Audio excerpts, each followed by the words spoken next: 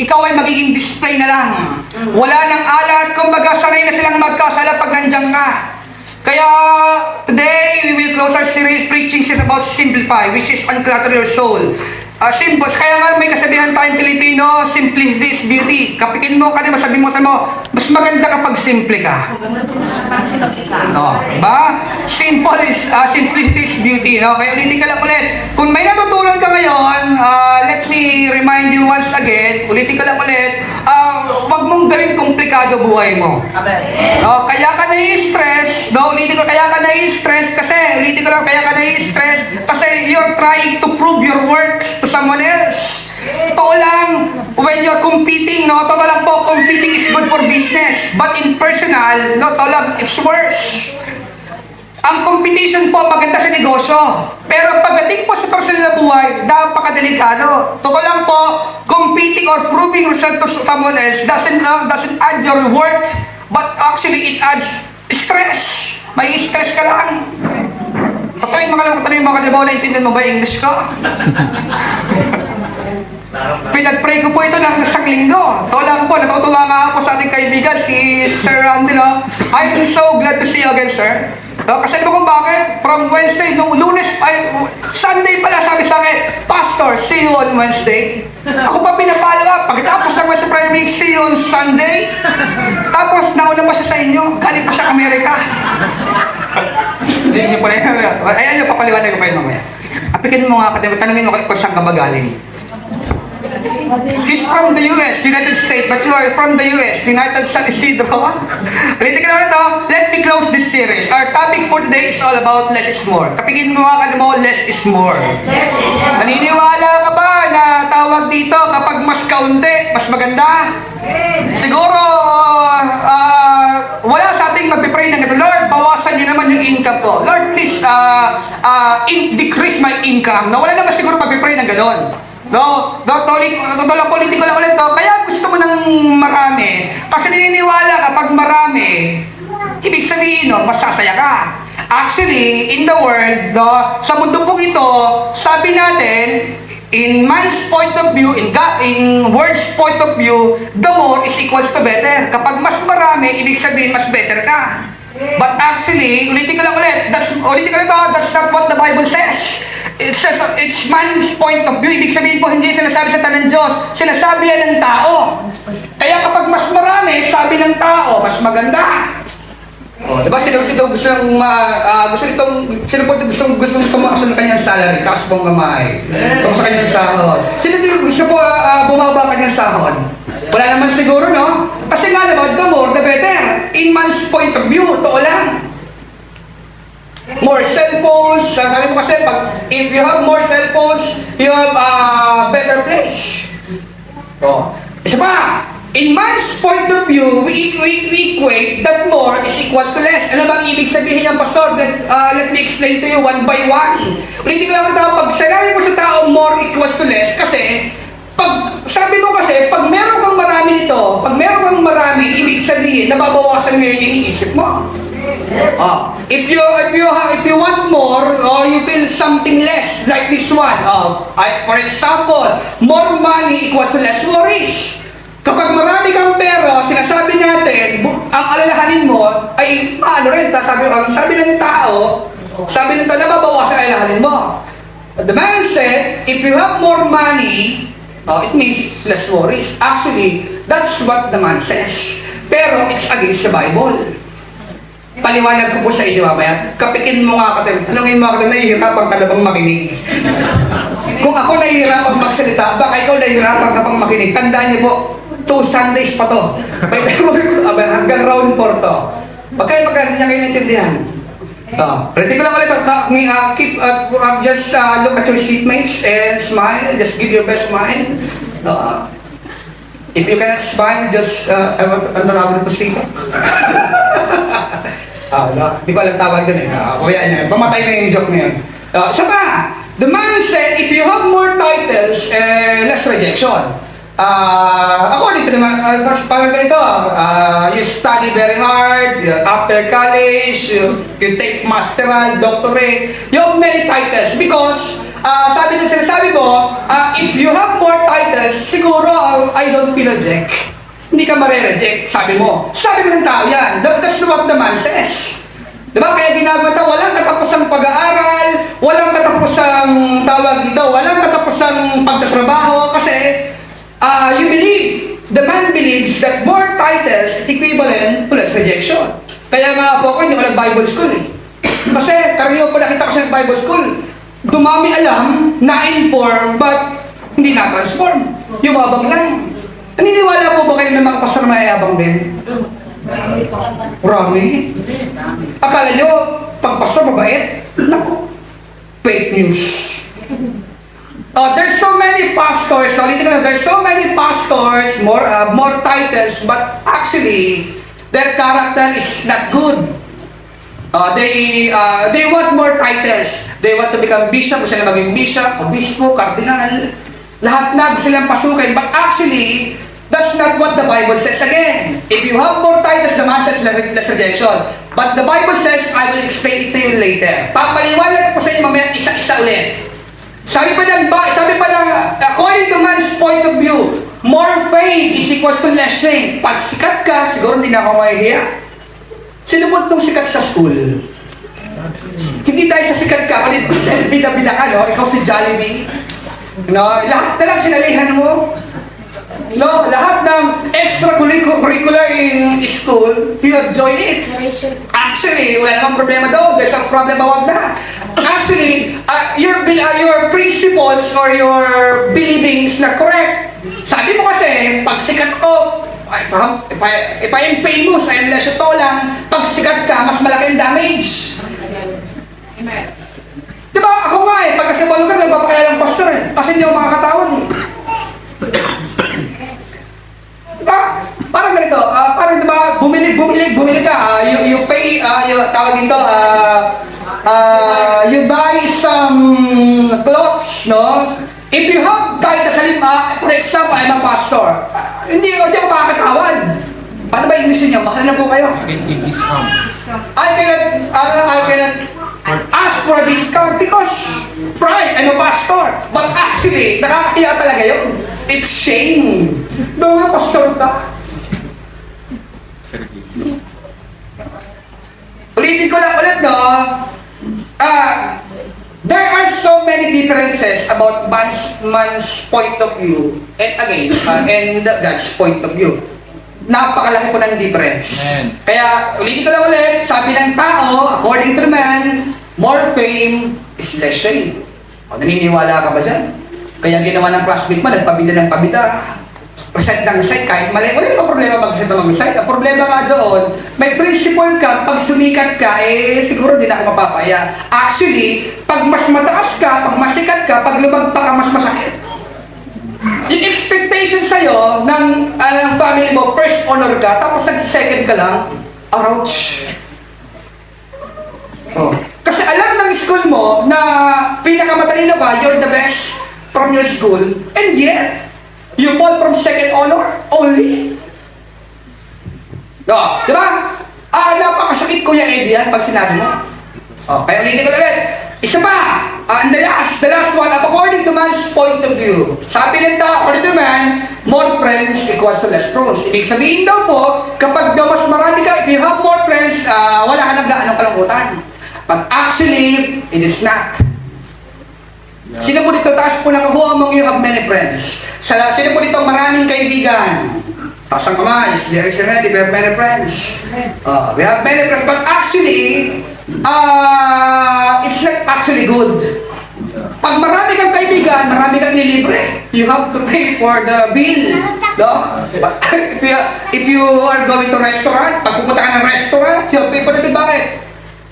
Generous. Generous. Sabi na kaibigan mo din, mag-giver to. Mabait to, kasabay. Born again ko eh.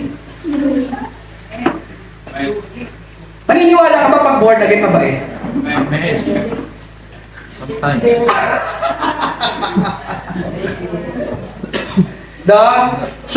According to them, if you are born again, you're so good, you're kind, but actually, it's not. Maybe sometimes. Hindi ka naman siguro gumising, pag-gising mo, mabait ka na eh.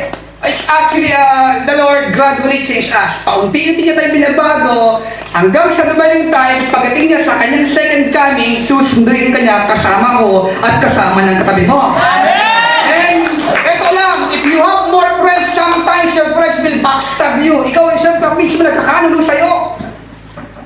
No, di ba? Kaya nga sabi ng Pilipino, your best friends can become your best enemies, your worst enemies. Kaya pag marami kang kaibigan, actually, hindi naman laging masaya eh.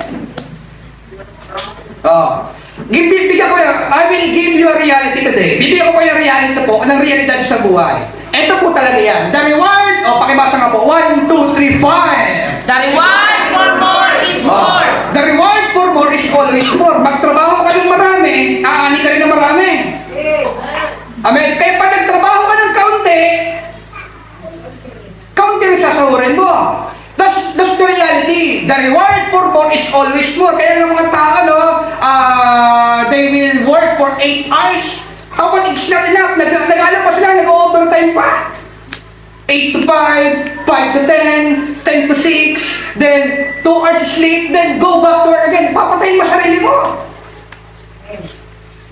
Kaya kasabi natin, according to the Bible, according to the Lord, our God, in whom we serve, God wants to be simple. Simple lang. Amen. Sabihin mo nga sa mo, be simple. Be simple. Maging simple ka lang. Nakita na po ba kayo ng tao na pilit yung makeup? Kasi pilit niya bagay sa kanya. Nag-lipstick na, kulay itim siya. Ay, sorry. Wala pala. Kulay brown. Dark brown siya, pero... Pasensya po, I'm sorry for the bad words. Cool. Sa ano po kasi, pag-usapan discrimination kasi pag tinawag mong black ang katabi mo. Kaya sabihin mo sa mo dark brown ka, you are dark brown. You are dark. There's no black, you are dark brown. You're dark. Diba? Yung dark brown ka, tapos gusto mo mga lipstick, mga dark red, purple, pink, no? Tapos kung blush on ka pa, pilit na pilit. Parang kang basta, di ako na sabihin. Kaya ulitin ko na, the reality is this, the reward for more is always more. You work more hard, you work smart, then you will reap more.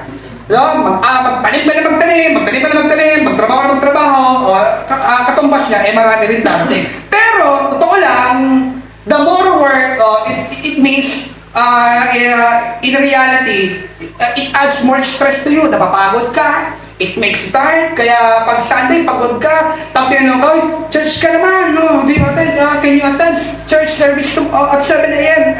You will say to me, I'm tired, I'm busy, pero totoo lang, mapagod ka talaga sa trabaho. Amen? Kaya yung Sunday is for the Lord.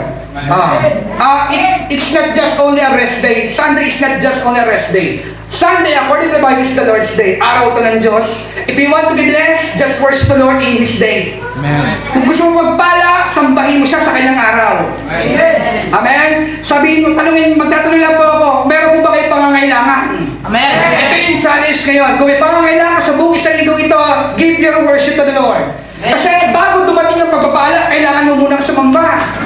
Kaya nasabi sa Bible, according to the Bible, sa book of Zechariah, no worship, there's no rain. Rain, according sa Bible, rain symbolizes blessings. If you do not worship the Lord, you will never experience rain. Hindi ka kailan makakatagpo o makakaranas ng ulan ng galing sa Panginoon. Amen. Kaya worship the Lord. Amen. Amen. Just say this, seatmates, just worship the Lord. Sa isa lang pa sa English, nagiging basa. Maano po nang tumitigas na, no? Parang normal na lang. Actually, Sasya na po kayo. Okay na po ba? Okay na ba kayo paano nga kapatid? Line of 7 naman, nakaraan, line of 6 eh. Full Jones siya ako eh. Line of 7 na ngayon. I will give you a classic verse today. According sa Bible, merong experiences, there is a passage in the Bible that the church is growing, but they experience stress. They is the struggle. Ibig sabihin po, sa church po, sa Book of Acts, sa Bible po, according sa Bible, meron din po nakaranas na lumaki sila, pero kasabay ng paglaki, sumabay din yung stress. Kaya nga diba sabi natin, sa buhay mong ito, if you have more money, actually, you have more stress. Bakit ka mo? Tanungin niyo po sa akin. Everybody say the word why. Why? English na kayo ngayon ha? Say it again. Say why. Why? Bakit ka mo? Dati kapi ka lang. Way back 10 years or 5 years ago, after you wake up, you only have to buy coffee. But today, Starbucks. That's awesome, you know. Level up. As stressful. Dati, 10 piso lang, busog ka na. Pero marami kang pera, gusto mo na yung more. Totoo lang po, Pastor. Meron ka ba problema sa more? No. Actually, there is no problem that you ask for more. Walang problema doon. I'm saying this today, ang sinasabi ko lang, choose your more. The more you serve the Lord, the more you will bless. Amen. Kaya ulitin ko lang ulit, say to your seatmate, choose your more. Choose your more. Walang problema na mag-ask for more. There's no problem about that. But choose your more. Amen. Amen? According sa Bible, pakibasa nga po. Let's read it. Acts chapter 6 verse 1. Ready? Fire! In those days, when the number of disciples was increasing, the Hellenistic Jews among them complained against the Hebraic. Ito po yung senaryo na yung 12 disciples na humayo nagkaroon ng crusade eh. So, according sa chapter 6 verse 1 ng Acts, there is a crusade of the 12 disciples. At according dito, the church was growing. They're increasing in numbers, napapagpala sila.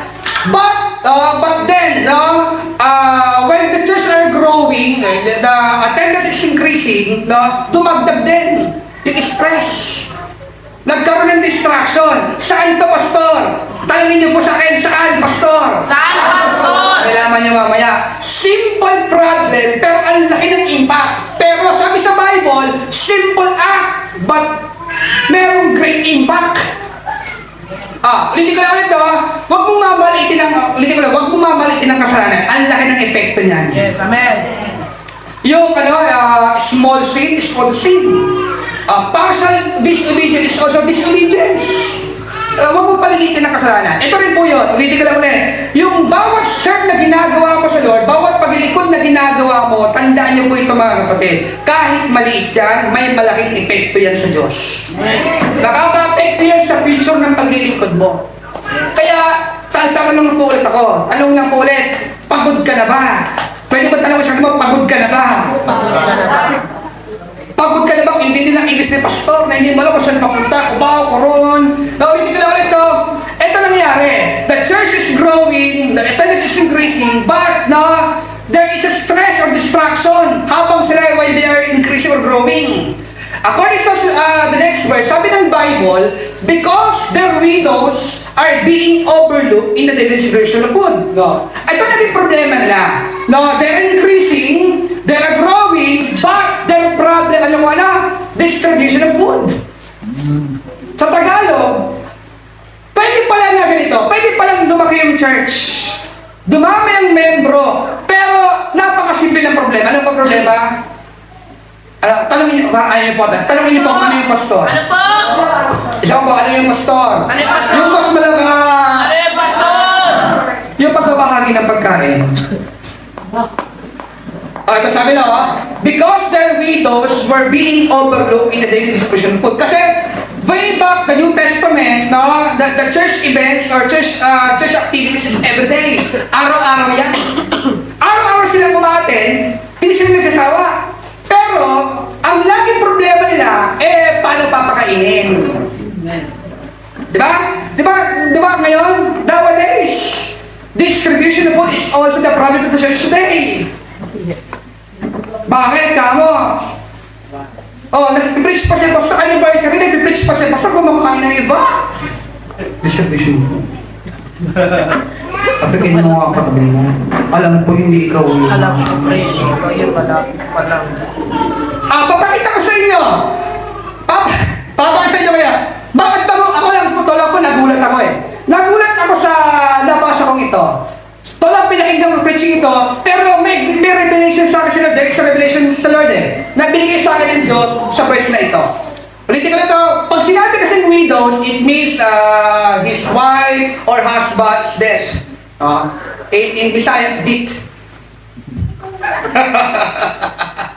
Ay, siya lang po kayo sa mga Bisaya po, ha? Kasi yung English ko po, minsan tumitigas eh. Sabi ng ito, their widows are being overlooked in the daily distribution. Parang ganito, talbalo naman yan eh. Maliit na bagay lang naman yan, pabayaan na yan. Totoo lang po, if you, patawag dito, pag ikaw ay taong magulang, alam mo yung magulang? Parents. Pag ikaw yung tao na tawag dito, babasahin to, if you read it without wisdom, you will say that the apostles don't care about the widows. Sinasabihin mo ganito, wala sa akin pakialam yung mga disciples. Basta preach lang sila ng preach. Wala silang pakialam sa pagkain. But actually, alam po ba, ang distribution ng food pala sa New Testament ay malaking bagay. Totoo pala talaga, after church, dapat may kainan. Naku, sige, tanggalin ko na kainan kung ayaw nyo. Biblically speaking, after church service, after you eat the Word of God, you will eat also your physical. If you feel mali, wrong grammar. Now, after that, we will take a meal or breakfast or lunch. Something like that. Ulitin ko lang po nito. Because their leaders were all being overlooked in the daily distribution of food. Ulitin ko lang ulit. Ito yung malaking problema nila. Simple sa paningin ng tao, simple problem in the eyes of men, pero totoo lang. It distracts o pwede. It maybe destroy the church relationships. Subukan niyo po kaya. Kumakain, sitahin mo. Marami yan. Isang hotdog lang. Di ba? Biblical pala, merong ganun.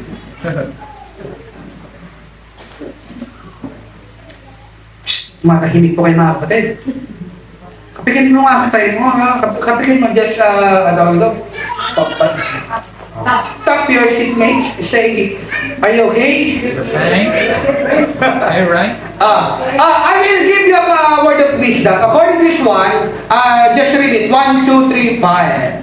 In our pursuit for more, we tend to In our pursuit for more, we tend to overlook that what really matters. Ibig sabihin po, yung disciples, ang goal nila, to evangelize, to make the church grow, or their goal is to evangelize, to make the church grow, to make the church convenient to every believers. Sa mga newcomers, dapat ang church convenient. Yung pagpasok mo sa church, wow, this is family.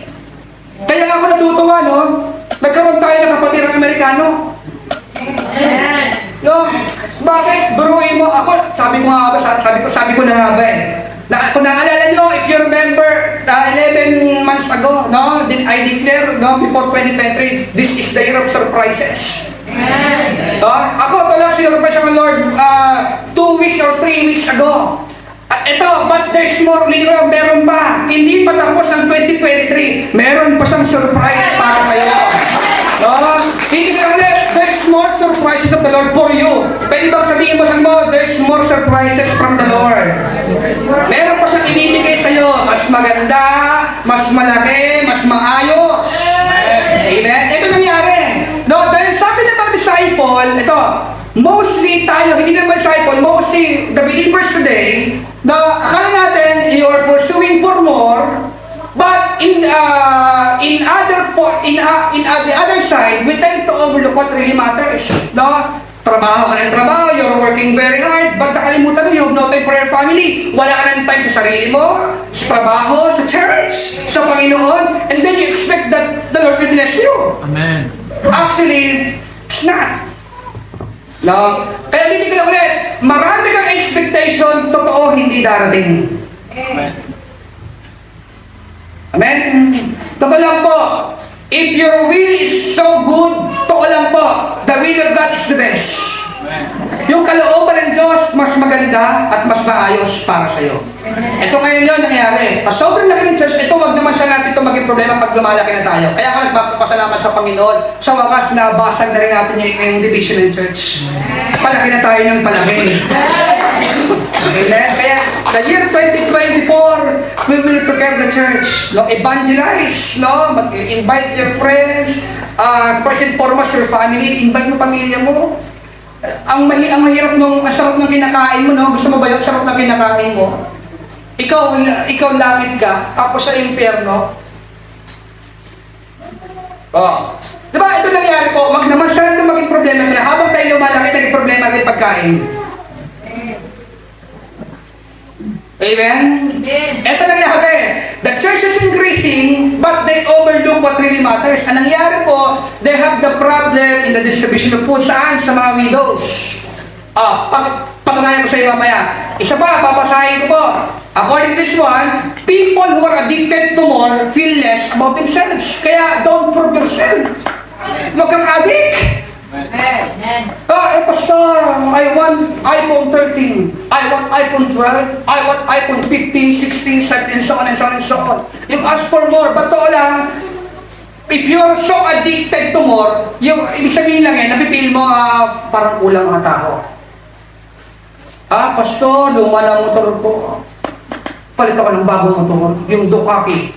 Bakit Ducati? Kasi Rosé.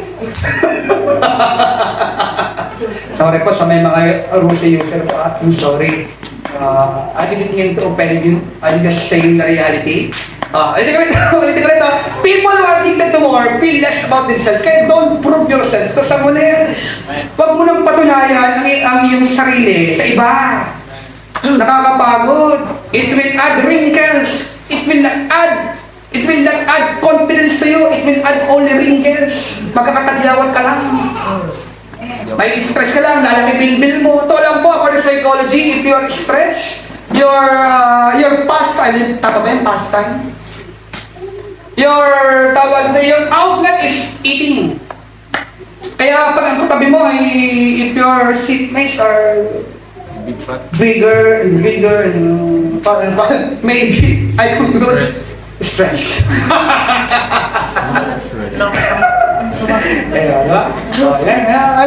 I'm just kidding. According sa Bible, people are addicted to more, feel less about themselves. Kaya, don't prove yourself to others.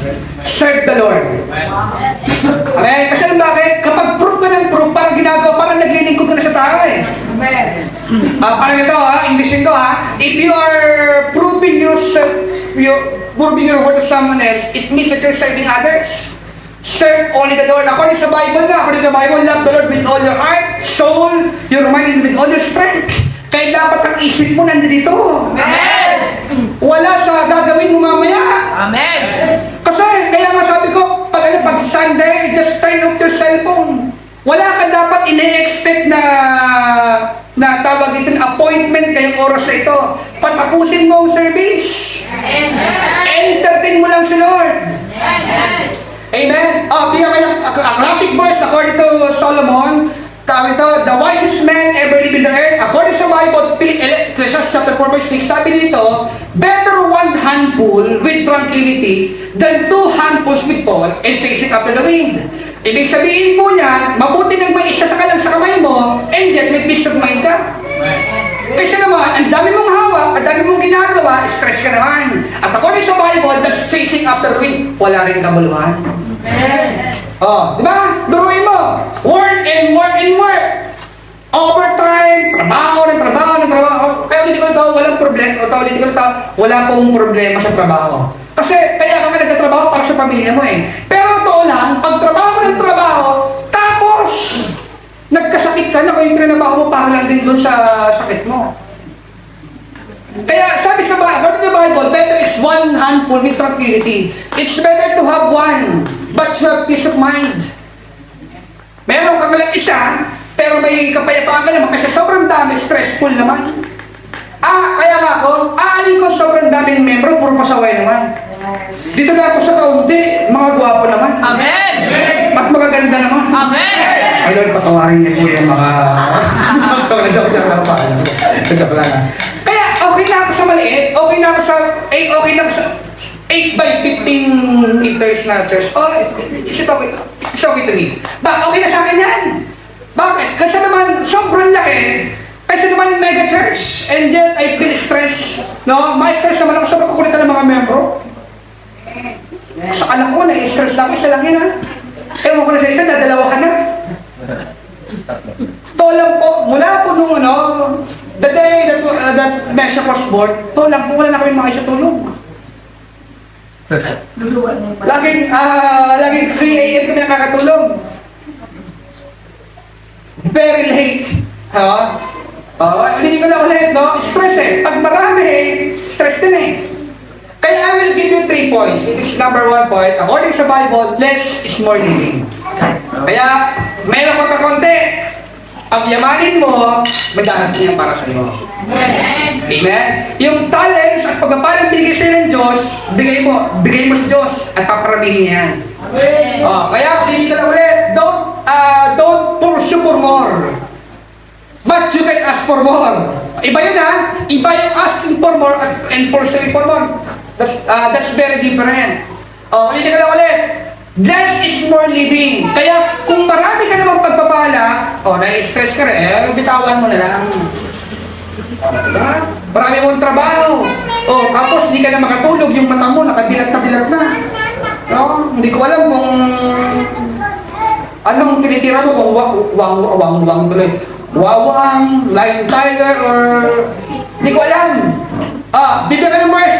I will read the verse again. According sa Bible, so the 12 gathered all the disciples were and said, it would not be right for us to neglect the ministry of the Word of God in order to wait on the tables. Ibig sabihin po niyan, I'm a minister only. If you don't have understanding, if you do not have a wisdom, again, I will say it again, your point of view will be like this.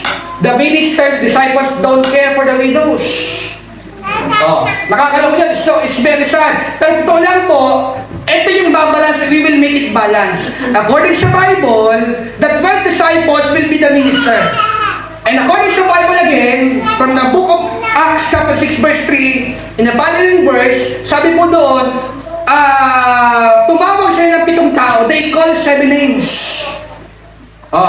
Sabi ng Bible, it would not be right for us to neglect the ministry of the Word of God in order to wait. Ibig sabihin, equivalent pala yan. Yung pagkain spiritual at pagkain physical, halos equal pala.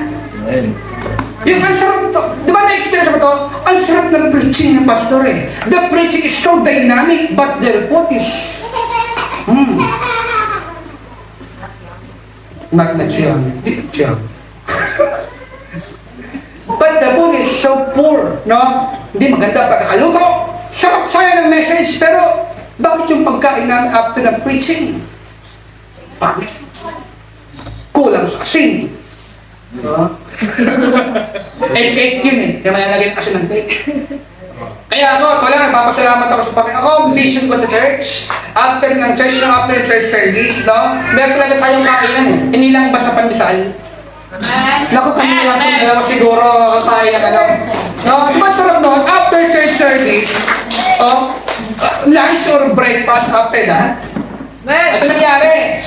Sa Tagalog pa ganito yan. Hindi ko may palawalan sa English, tatagalogin ko. Sabi ng mga ministro, sabi ng mga disciple, ganito. Hindi naman siguro maaari na iwan ko yung mag-minister, mag-preach, at doon ako mag-testable, magpakain pa. Kayo mapapayag mga kapatid. Ako na nag-preach ako, mag-search sa inyo. Ito yung naging problema po ng mga church, New Testament, noong nakaraan, dati, sa Book of Acts. Ito yung naging problema nila. Ang sarap ng preaching, pero walang mag-serve ng pagkain. Simple lang pero totoo lang, ang laki ng epekto. Simple distraction, but there will be a big problem kapag hindi mo sinolve. Diba? Ito, sabi sa Bible, the next verse, brothers and sisters, choose 7 men. At nagugulat kayo sa verse pong ito. Paki-English na. Brothers and sisters, choose 7 men from among you who are known to be full of the Spirit of wisdom. Biruin mo, ushers yung put only, but the requirement is full of wisdom and spirituality. But there's more, and there's more. Ano ba kung ano? Panangin pa sa akin ano? Ano po? Everybody say the word what? What? Yung usher, hindi babae, lalaki.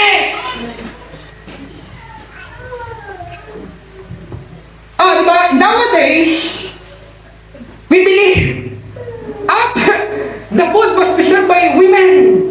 But in this verse, no, they look for 7 men. 7 tao, 7 na bakit?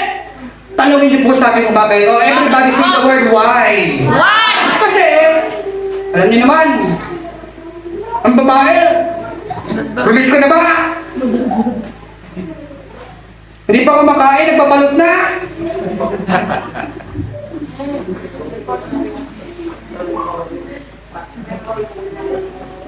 Kaya pala, and now I understand why they choose men instead of women. Oh. They want to take out first before eat. No, that's... I will use the expression of millennials, OMG. Oh my gosh. Di ba? Biruin mo. Answer sa food only, but sabi dyan, the requirements must be, their spiritual is good and full of wisdom. Biruin mo, saan ka makita ganun? Serve yung pagkain. Di ba? Yung tao, serve na lalaki. Biruin mo, requirements pa ng Bible yan. Kaya pala simple act. Kaya pala ito yung maliit na ginagawa mo for the Lord, ang laki pala para sa paningin nila. Ito, para sa'yo wala bang kwenta. Dagdag ministry lang yan. Hindi naman ministry lang sa church yun ano na ngayon? According sa Bible, bakit kailangan pa ng tawag dito? Why they need spiritual men, full of vision men in order to usher the food? Bakit ganun pa? Bakit kailangan pa taong malalim sa Panginoon at matalino? Ibig sabihin pala, lahat ng ginagawa mo for the Lord, tawag dito, ay is really counted o kanyang tinitingnan according to your heart. According sa ginagawa ng puso.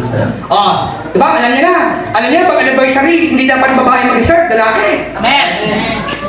Kaya pala pag communion sa mga churches, pag may communion elements, I will call the ushers, the men. So, kaya pala lalaki tinatawag. Okay. Mag-aantawag nito, mag-distribute ng bread, symbolizes the body of Christ, and the wine.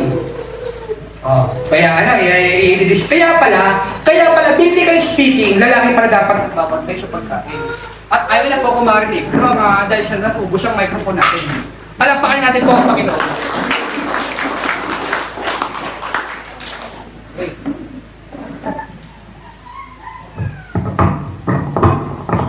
Okay, again, are you learning so far? Natututo po ba kayo? Or you're so far from learning? According to the Bible, the next verse, sabi ng Bible, we will turn this responsibility over to them and will give our attention to prayer and the ministry of the Word. The Word. Ibig sabihin, kailangan may magdidistribute ng pagkain. Kailangan may usher ng pagkain. Sa panahon natin, tawag sa Grab Rider. Food Panda. Sila yung mga tagal ng paggabi ng pagkain. Ito ang nangyari pa sa 7 men. Sila yung tawag dito, distributors of food sa mga tao nakikinig. Kay number 2 point, Pastor, bakit pa ginawa yun? In order for the minister to pay attention to prayer and ministering the Word of God. Yun pala yun. Kaya kailangan yung pastor, yung ministers noon, mag-pay attention lang, mag-focus lang sa pag-preach. Turuan ng tao na tawag dito na makinig. Na to listen. Ito lang po. Kaya nga sabi ng millennials, sa may napakinggan ng millennial preaching, at tawag dito, that is very true. According to them, they say ganito, kapag kinilig, hindi na nakikinig.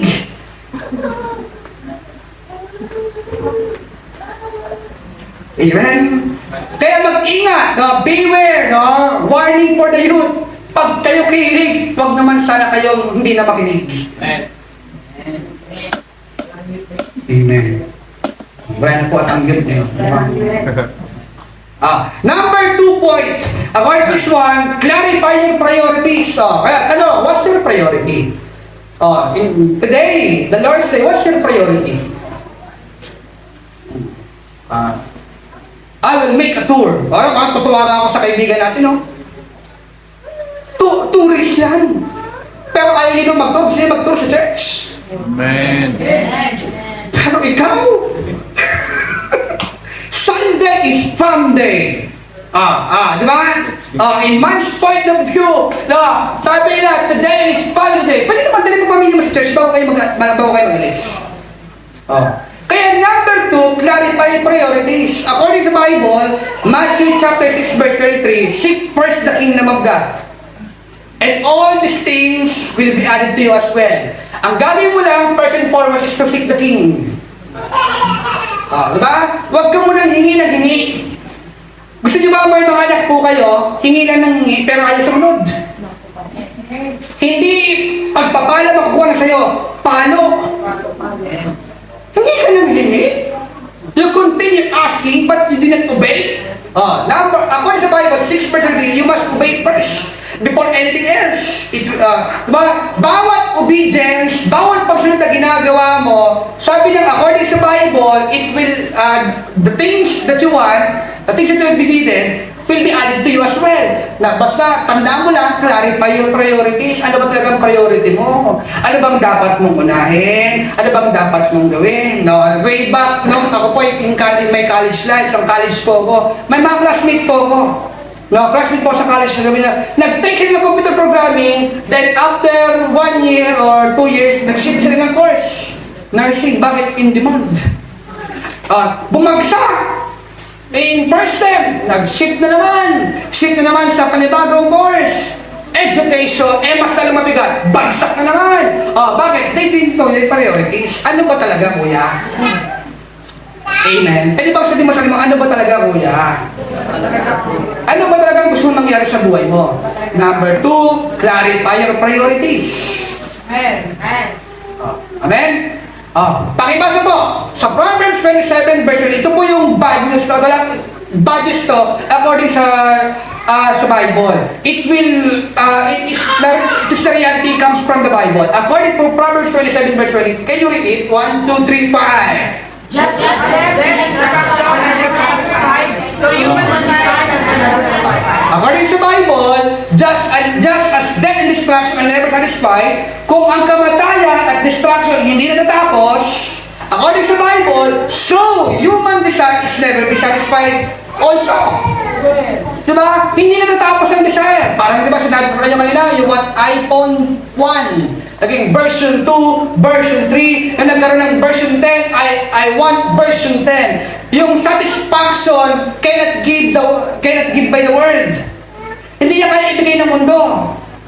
But satisfaction can give only by the Lord whom you serve. Ang Diyos lamang ang pwedeng mag-satisfy sa'yo. Amen. Ang pwedeng pumuno sa'yo sa lahat ng kulang sa'yo. Kaya kung ikaw, hanap pa ng taong pumuno sa'yo, ay, kulang-kulang kayo. Kasi ang tao kulang. Sa English, laklak. Diba, laklak. Ako sa Bible, baka maniwala ito sa English ko. Sabi ng Bible, just as death and destruction are never satisfied, so human desire is never satisfied. Kaya your desire, according sa Bible, will not stop. Hindi yan titigil. Hanggat may bago, gusto mo, makuha mo. Ako nga, nakikipagkwento sa kaibigan ko kumpare ko to. Diba? Nagkukwento kami sa US, sabi niya, pag may bagong brand ng kotse, mayroong mga tawag na may mga agent na inisip ka. Na just buy this car, buy this cellphone, buy this television. Bakit? Upgraded eh. Lahat ng tao gusto ng bago. Sino po ba gusto ng luma dito? Lumang sapatos, butas. Gusto niyo po ba? Hindi. Gusto mo bago.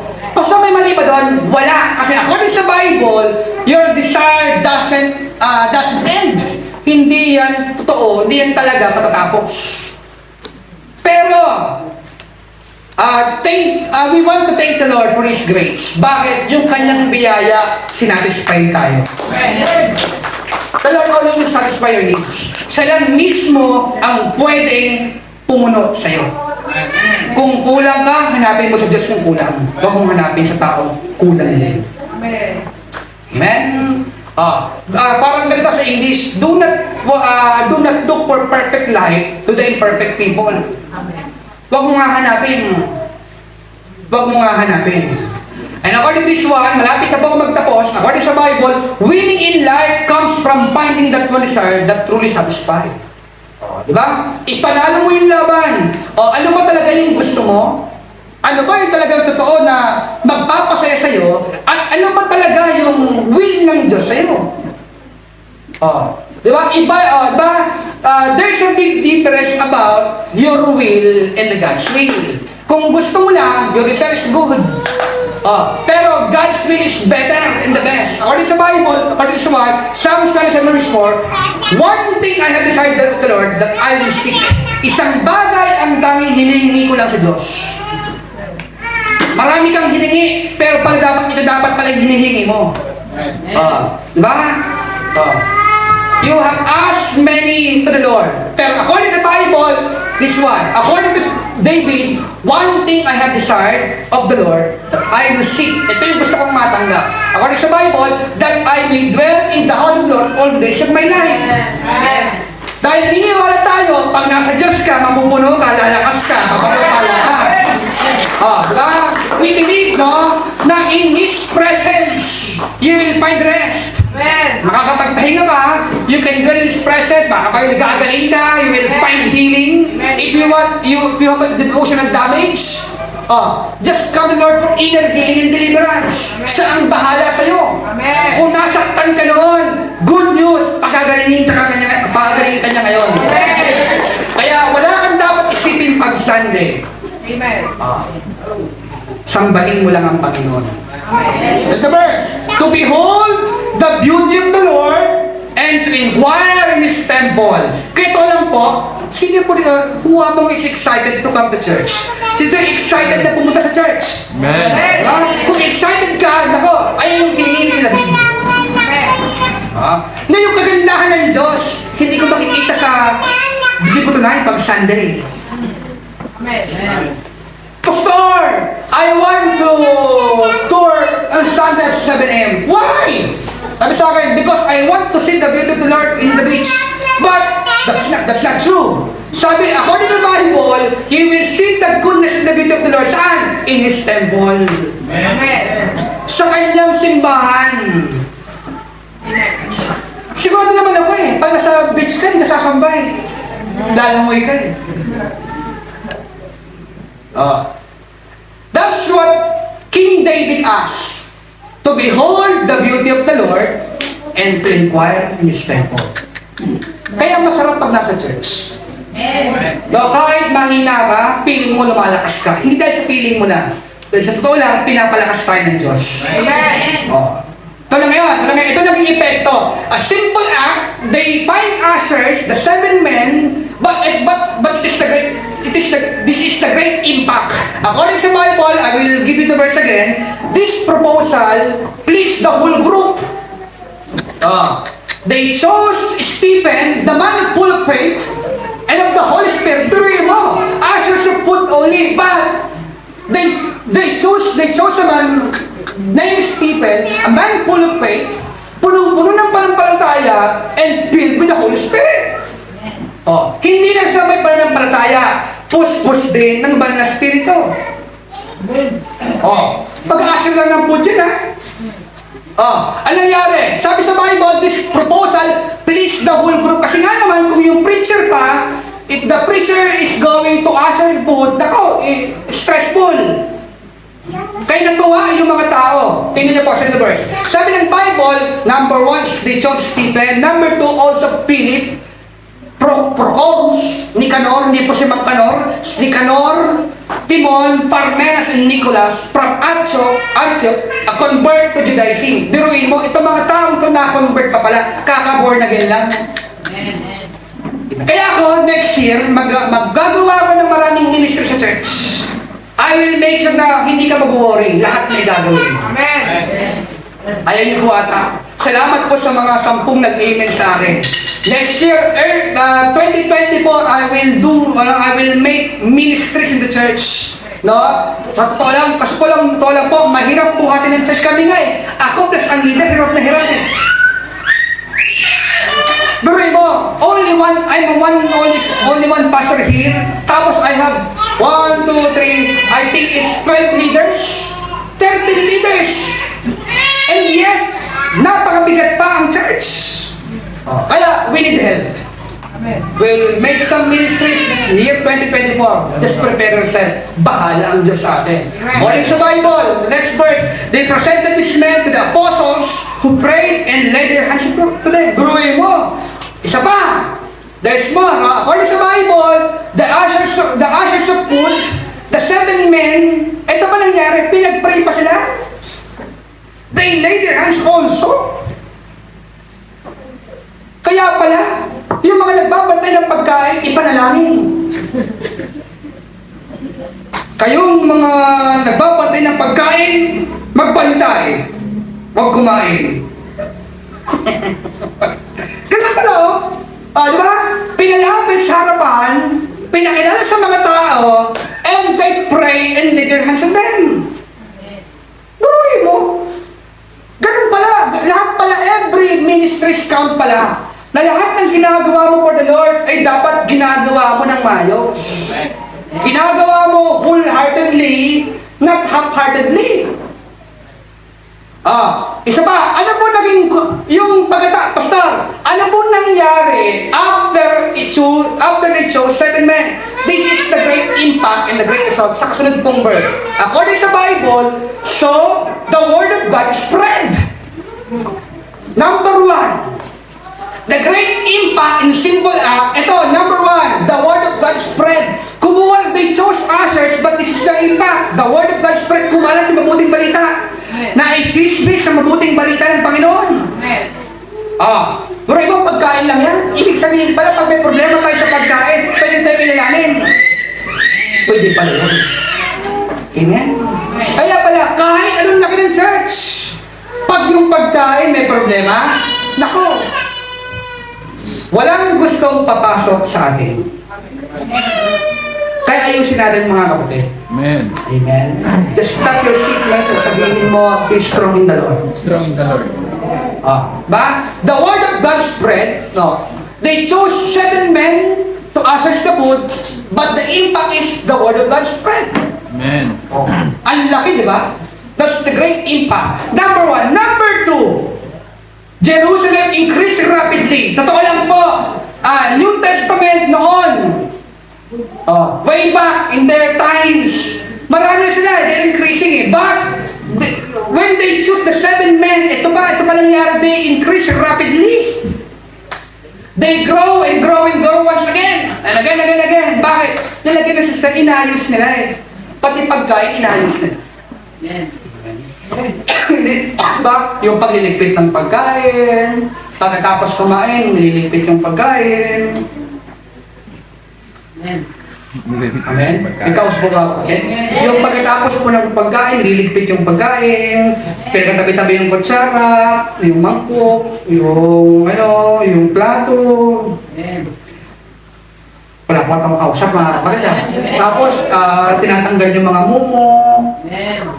Tapos, inaayos bago umalis. Much better kung mahugasan bago umalis.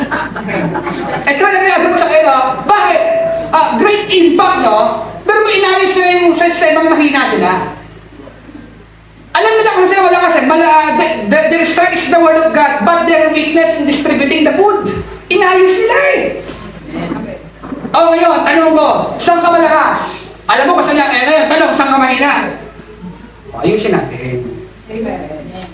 Number 2, ito yung number 3 great effect. According sa Bible, a large number of priests A large number of priests became obedient to faith.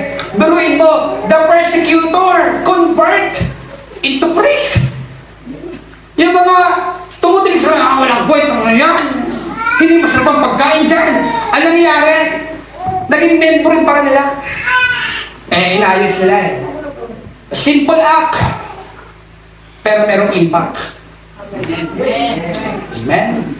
Gusto mo ba yung persecutor mo, no? Umuuksig sa'yo. Gusto mo ba na mawin for the glory of the Lord? Ayusin mo kasang kamay na.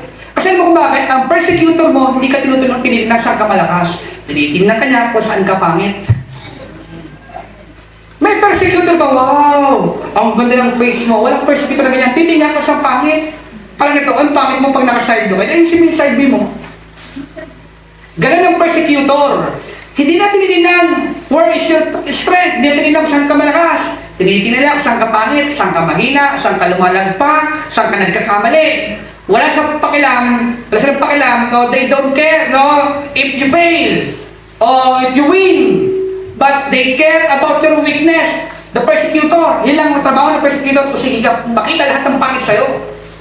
Pero ito nangyari, yung persecutor of the New Testament church, they become a member of the church. And not only that, sabi sa Bible, they became obedient to the faith. Amen. Oh, di ba? Yung persecutor mo pala, pwede pala maging mas masanurin pa sa'yo. Okay? Number 3 point. And this is my last. According sa Bible, don't take your responsibility lightly. No, your ministry, your responsibility, don't take it light, no? Akala mo ba ang pag-upo mo yan ay, ano lang, ay tawag ito, wala lang sa Diyos? Sa Diyos, malaking bagay yan. Yung umupo ka for His glory, may gagawin ka dapat eh. May trabaho ka, puyat ka. No? May date sana kayo. Sabi ng boyfriend mo, pag hindi kayo nag-date, break na. Ay di break na. Ayaw niyo po ata. Masabi ng boyfriend mo, girlfriend mo, pag hindi tayo nag-date, break! Diba? Pero dito ka ngayon, because you take that your responsibilities not light. That's ministry. Your responsibilities will become your ministry. Kaya hindi ko lahat ng ginagawa mo, do it for the glory of the Lord. Kung pagpalak mo na kamay, do it for the glory of the Lord. Kaya alam mo, hindi ka na pagpapalak kasi ang tamad mo pumalakpak. Iniisip mo palagi ang pakiramdam mo. No, pastor, hindi maganda mood ko ngayon. Wala naman pa alam dyan sa mood mo. Si Lord, hindi mababawas ang pag-adjust niya kung wala ka sa mood na yun eh. Ikaw, malaki mawawala sa'yo pag wala ka sa mood ngayon. Amen? Who among you, tawag dito, bad trip, no? Yung tawag dito nung nagising kanina. Siguro wala, no? Bakit? Walang tubig! Kanina sa amin, walang tubig! Igiba ko, walang tubig! Pero hindi ako bad trip. Alam ko, piniprepare ko sarili ko for the Lord. Amen? Prepare yourself every Sunday to thank the Lord. Huwag mo na intindihin yung transaction mo bukas. Bukas pa yun eh. Kaya pala sabi ng Bible, let the day take your problem one at a time. Hayaan mo na yung araw, mamroblema sa'yo sa bawat araw. Hayaan mo na bukas pa yun, bukas mo na problemahin. Ito, pakipasa po. Just read it. 1, 2, 3, fire! Do your part, no matter how little it may seem, everybody. If you do your part, no matter how little it may seem, everybody wins. Kaya wag mong maliitin ang ginagawa mo for the Lord. Lahat ng kaya tayo umabot ng 8 years today. And counting. Hindi dahil sa magandang lalaki pastor nyo. Totoo naman. Pero salamat po sa mga tatag na kayo nyo. Tatay, kayo maya. Salamat po, no? Hindi dahil sa skillful ka, kundi dahil lahat tayo ay nagtulungan. Diba? Ano may makasalo na? Dahil sa akin, kaya to yung church na ito, dahil sa akin napahalo block, sa pailaw to. Hindi ako politiko. I'm a minister. I'm a servant. I'm not a public servant, I'm the servant of the Lord. Yung mga public servant, hindi naman talaga ma-humble eh.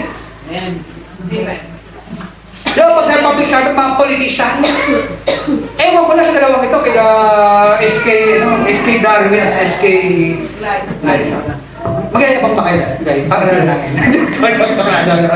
Pwede ka lang ito, if you do your part, no matter how little may seem, everybody wins. Kaya lahat ng ginagawa mo, don't take it light. Mahalin mo si Lord habang ginagawa mo ang mga duty mo sa church. Ako nga, gusto ko dumating yung time, no? Yung from the nice department, from the women's department, from the parents, tawag dito, may mag-worship din ng mga nanay. Diba? Kahit na tayo hindi magkaintindihan sa timing, no? Yung chords, the chords of the musician is chorus, but you read the verse. Bahala sila doon. Sabi ng Bible, according to this verse, and I will close with this, according to the Bible, they chose Stephen, a man full of faith and of the Holy Spirit. No? Kaya huwag mong maliitin ang ginagawa mo for the Lord. Hindi man nakikita, pero there is God behind the scene. Kaya ito lang po, ito lang binigyan ko na kayo ng background.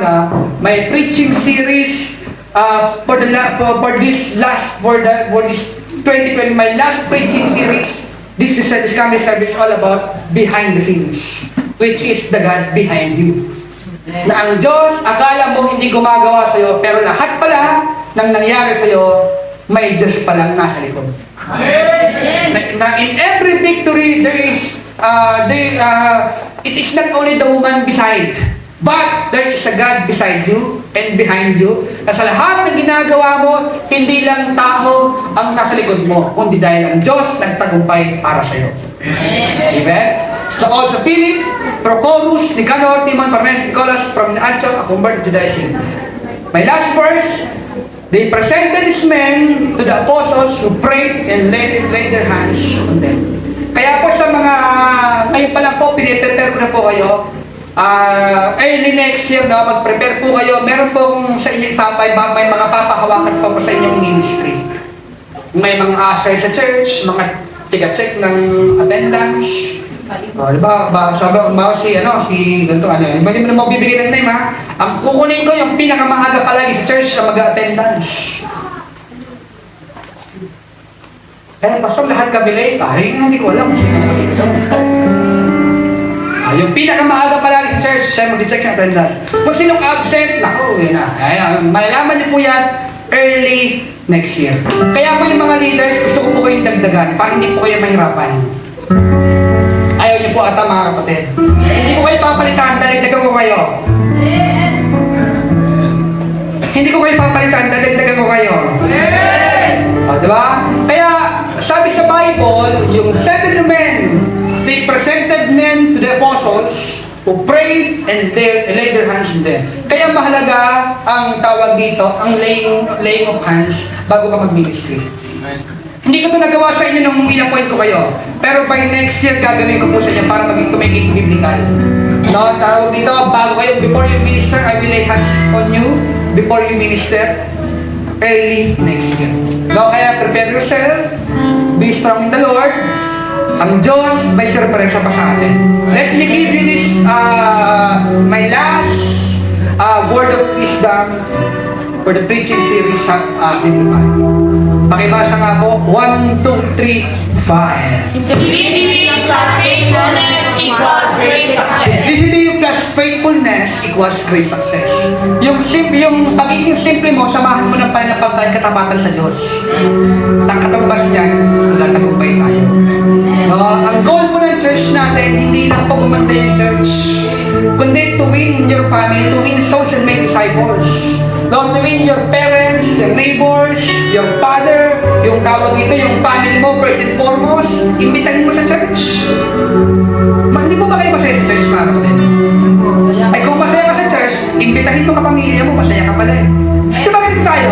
Pag nasubukan yung mga ito, kumain ka sa isang masarap na kainan, tapos, pag uwi mo, pinalita mo sa pamilya mo, doon, sarap ng kainan doon, no? Sarap doon. The best ang pagkain doon. Di ba pinapabalita mo? Baka! Let me label once again. Baka, baka hindi mo siya maikwento. Baka wala ka-encounter sa Lord. Baka hindi mo siya na-encounter talaga. According sa Bible, we are an ambassador of the Lord. The ambassador of heaven. Pinatay mo lang sa kalangitan. But you are functioning as secret agent. Hindi ka secret agent. You're ambassador of faith. Ipakilala mo ang Panginoon sa pamilya mo. Ipakilala mo ang Panginoon sa trabaho mo. Ipakilala mo ang Panginoon sa kapitbahay mo. Ipakilala mo ang Diyos doon sa lahat ng mga friends mo sa buhay. Bakit? Simplicity plus faithfulness equals great success. Kung gusto mo magtagumpay, kung kayo komplikado buhay mo. Amen? May mga, totoo lang po bibigay ko po yung revelation po ito. May mga tatanggalin sa iyo ang Diyos to lessen your priorities and to clarify your priorities. Meron siyang tatanggalin sa iyo. Diba? Tawag dito, merong opportunities that we will be removed in order to clarify your priorities today. That's what the Lord says to me today. No? Yun ang gusto sabihin sa'yo ng Panginoon. Marami kang priorities, marami kang gustong gawin, pero tatanggalin niya yung mga hindi mo dapat gawin na gusto mo lang gawin. To make it simple, but equals to great success. Amen? Pwede mo bang kapitin mo ulit ang katabaw? Just stop your seatmate. Sabi mo, be simple. Isa pa, lakasan mo, let's just shout it, be simple! Amen? Well, let us all stand. Let's worship the name of the Lord once again. Come on, church.